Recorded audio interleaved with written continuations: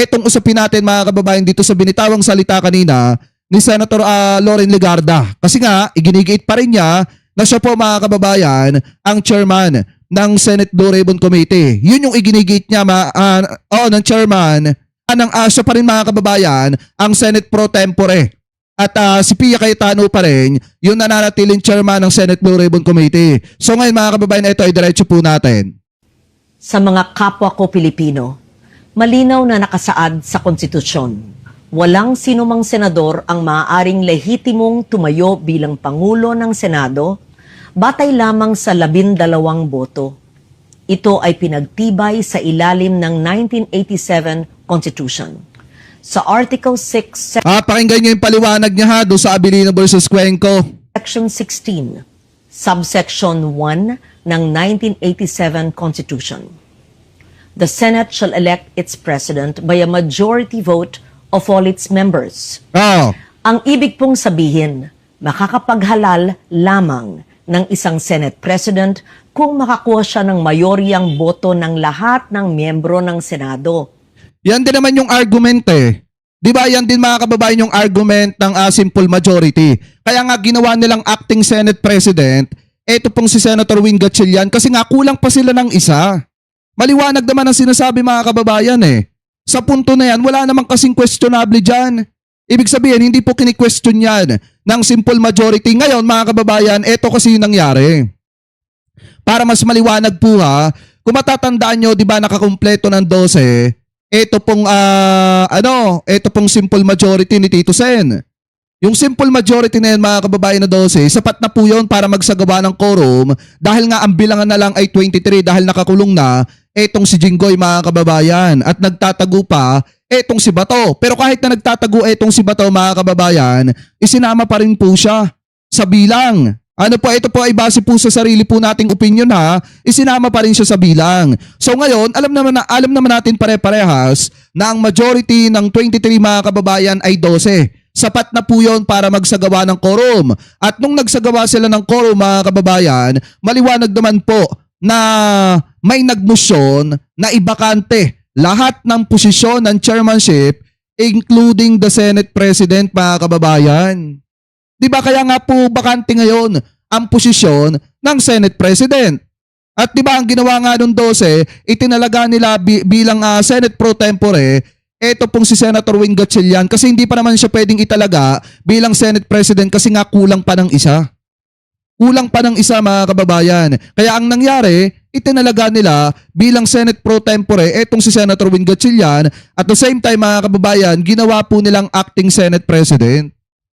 Yun po mga kababayan ng kwento dyan. Anyway, ituloy pa natin. Ayon po sa konstitusyon, 24 ang kabuang bilang ng mga halal na senador. Banggitin nyo kasi yung mga nakulong. Paano kung may mga nakulong? Dapat ibigay nyo rin yung paano kung may mga nakulong or kung may nagtatago sa kamay ng batas. Kaya naman, 13 po ang kinakailangan para magkaroon ng mayorya.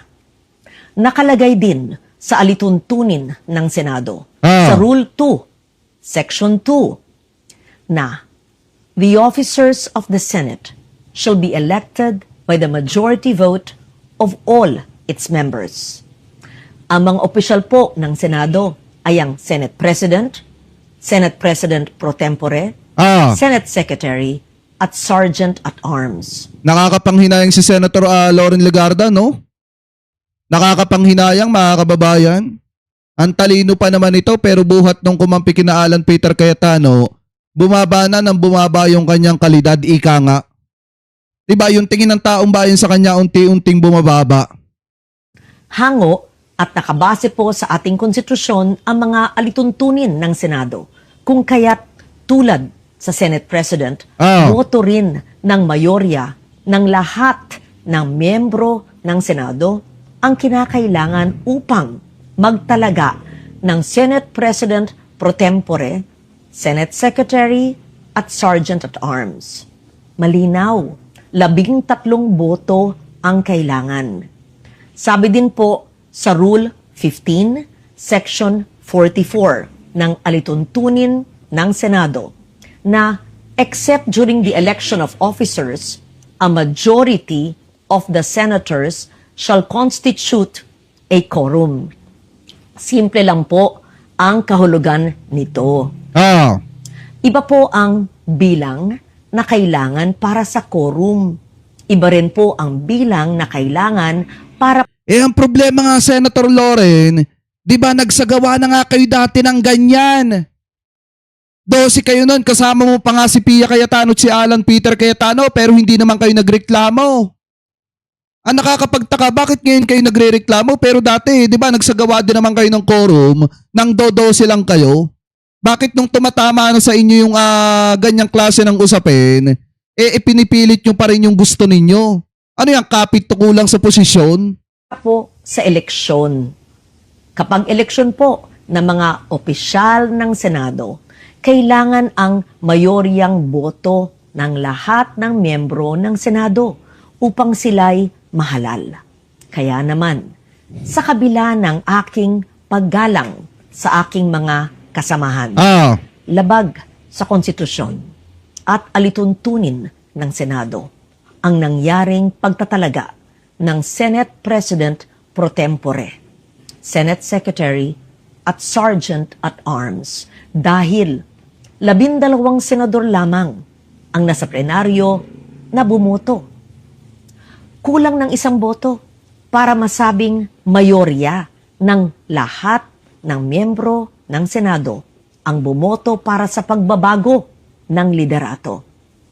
Samantala po, sa chairmanship naman ng mga komite ng Senado, malinaw din ang saligang batas sa ilalim ng Article 6, Section 16, Subsection 2, kung saan sinabi na, a majority of each house shall constitute a quorum to do business. Sino ba majority ngayon? Eto, tanungin ko kayo mga kababayan, sa inyong palagay, sa inyong tingin, sino ba ang majority ngayon? Na kanino ba ang majority ngayon? Ang simple majority? Na kina Loren Legarda ba? Na kina Alan Peter Cayetano ba, mga kababayan?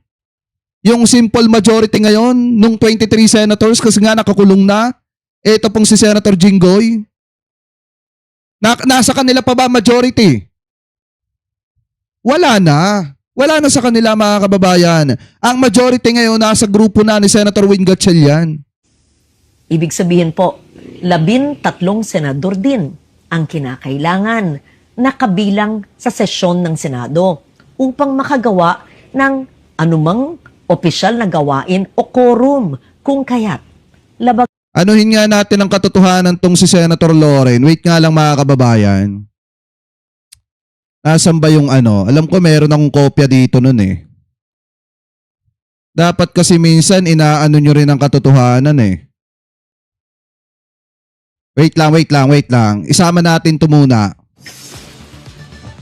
Since napapag-usapan to, isama natin to. Yan. Itong Abilino versus Cuenco. Wait lang lagay ko lang dito. Kasi nagawa nila yan, pagkakalam ko naando dun din si Senator Loren Legarda, mga kababayan eh. 'Di ba? Nung nagsagawa sila ng quorum, nung sila 12 lang. Andi dito yan sa News 5 eh. Kasi nagsagawa sila ng quorum dati, 12 lang sila, mga kababayan. Ito ata yun. Tapos ngayong tumatama na sa kanila yung issue na yan, yung usapin na yan, pinipilit nila, mga kababayang ilihis. Sinasabi nila na hindi pwede magsagawa ng quorum pagka 12. Maliwanag naman, mga kababayan, na nagawa nila dati yan, nakapagsagawa sila ng quorum ng 12 lang sila. Pero ngayon, na tumatama sa kanila, iniiba nila yung kwento. Ano yan? Diba? Panglilihis po yan sa taong bayan. Asan yun? Dito lang yun, mga kababayan. Wait lang. Ito ata yun. De. Anti-political dynasty yan eh. Ito. Ito, pakinggan nyo ito, mga kababayan ha. Kasi nung sa kanila tumatama, iniiba nila yung kwento. Ito nga yung totoong kwento dyan, oh. Session is resumed. The Secretary will call the roll. Roll call of members. The Honorable Senators Angara, Aquino, Binay, Cayetano Alan Peter Compañero S. Cayetano Cayetano, Alan Peter. Pia S. Si Pia Cayetano kasama rin. Defensor Santiago Ejercito Enrile Escudero Estrada Gingona Hunasan Lapid Legarda Marco. Kasama din si Legarda dito. Ayan Senator Loren Legarda, dapat panoorin mo to. Kasi ikaw mismo ang dumidibang sa sarili mo eh. Diba dapat mapanood mo to, Senator Loren Legarda? Smenya Pimentel Po Recto Revilla Soto Trillanes Villar, Senate President Drilon. There are 12 senators present. 12 sila mga kababayan na present sa plenary session. The chair declares the presence of a quorum for the following reason. Out of the total membership of 24, there are 4 senators presently out of the country. And therefore, they are not counted as part of the quorum in accordance with the decision of the Supreme Court. There are 3 of our colleagues under detention and physically unable to attend our session. That leaves us with 17 available senators, out of which 12 are in the session hall and answer the roll call. The chair therefore declares the presence of the quorum for the record. Diba, 12 lang sila dyan. Bakit nagkaroon ng quorum? Kaya taliwas yung sinasabi ni eto 2015 nangyari to mga kababayan ha. Sakop na po yan ng 1987 Constitution. Diba bakit nakapag-quorum sila, ng 12 lang sila? Kaya nga dito pa lang sinusoplak na ni Senator Legarda yung kanyang sarili. Biruin nyo, ang labanan dito mga kababayan, pag itong quorum yung pinag-usapan, Legarda versus Legarda, kasi naandi dito siya nung 2015, May 5, 2015 nung nagsagawa sila ng quorum. Nang 12 lang sila, dyan po sa Senado. Take note ha, naandudo si Pia Cayetano at si Alan Peter Cayetano. Kasama pa itong si Legarda. Pag din po sa konstitusyon ang naganap na pagdeklarang bakante at pagtatalaga ng mga chairperson sa mga ilang komite. Madalas pong binabanggit ang mga nasa minorya ang kasong Avellino versus Cuenco upang palabasing lehitimo ang naganap na takeover sa Senado. Pero hindi po maaring gawing shortcut ang Avellino upang pababain ang bilang ng mga senador na kailangan para sa quorum, sa eleksyon, at para magkaroon ng reorganization sa Senado. 1949 pa ang kasong ito at naganap sa ilalim ng 1935 Constitution. Hindi kahit pa sabihin hindi nasakop yan ng 1987 Constitution mga kababayan, yan po ay nananatili pa rin yan na jurisprudence. Diba ng Korte Suprema? Kasi nga mga kababayan, maliwanag naman nangyari yan noong nakaraan. At mismong sa Senado din, na ang Pilipinas nangyari yan. Di po ba? Hindi porkit luma na yung jurisprudence mga kababayan na yan, yung Avellino versus Cuenco, hindi po natin babaliktan na, ano ba tamang term doon? Hindi natin titingnan. Diba? Or hindi natin ikukumpara. Yang nangyari na yan sa panahon po natin ngayon. Di po ba mga kababayan?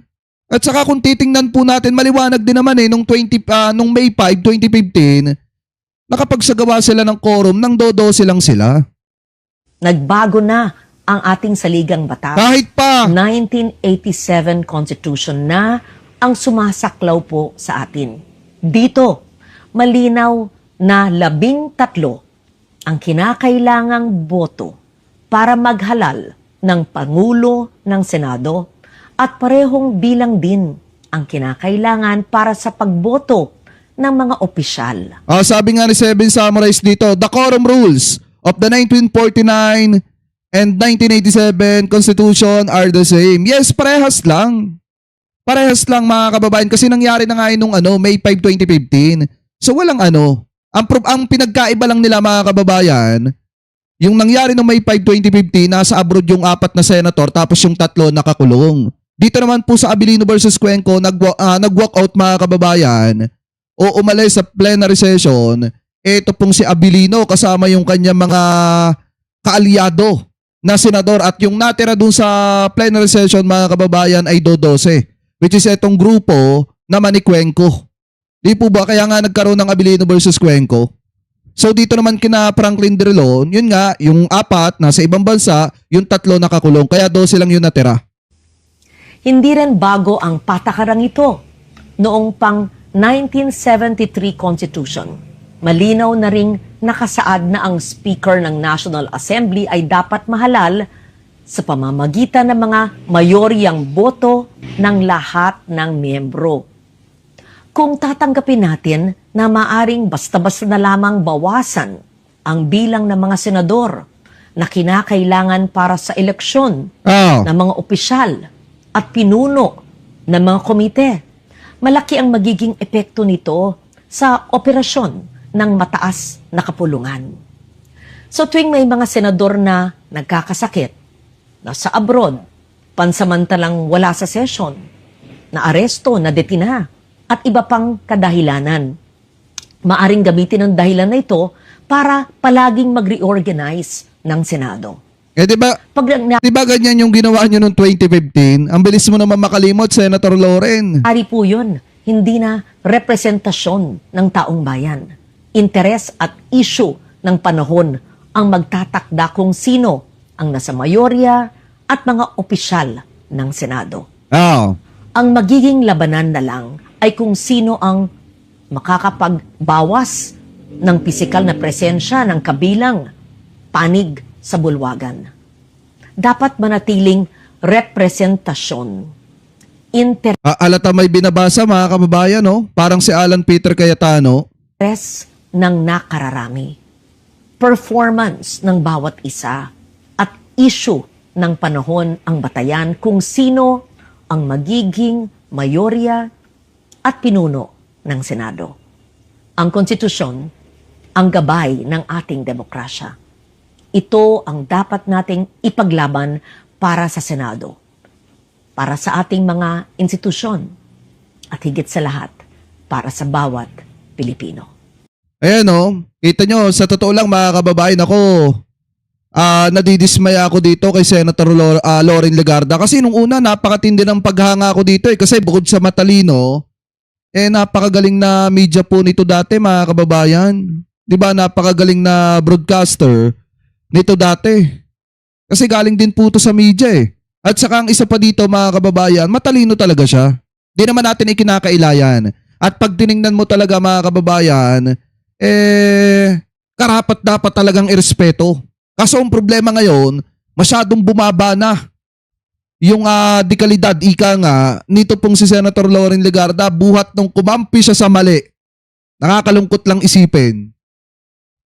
Diba, biruin nyo, pag kumampi ka sa mali kasi, kahit gaano ka katalino, nagiging bobo ka sa huli. Pero hindi ko naman sinasabing bobo siya. Ang sinasabi ko lang, kahit gaano ka katalino mga kababayan, minsan, bumababa rin yung dekalidad ng pag-iisip mo. At ngayon, ito yung sinasabi niya, yung daw Abilino versus Cuenco, matagal na daw yun. At iba na daw ngayon mga kababayan, 1987 Constitution na daw ngayon, yung pinagbabasihan. Di ba maliwanag nga na kung titingnan po natin yung Abilino versus Cuenco, kahit pasabihing matagal na yan, parehas lang yan, the same lang yan mga kababayan, yung nangyayaring issue ngayon. At pwedeng pagbasihan yan.